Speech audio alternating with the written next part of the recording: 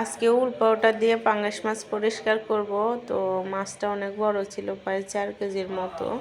তো আমি এখানে উল পাউডার দিয়ে তার জালি দিয়ে ভালো করে পরিষ্কার করব। আমার এভাবে খুব শর্টকাট লাগে।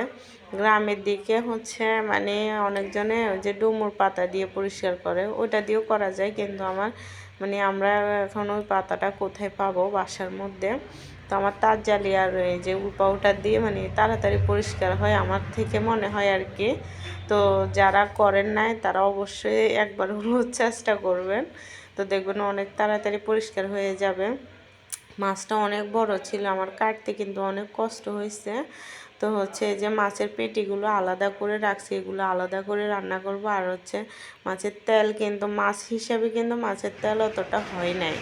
তো মাছের পিসগুলো করছি, 32 পিস মাছ হয়েছে, মাছের মাথা লেজগুলি ছাড়া, মাছের পেটি ছাড়া।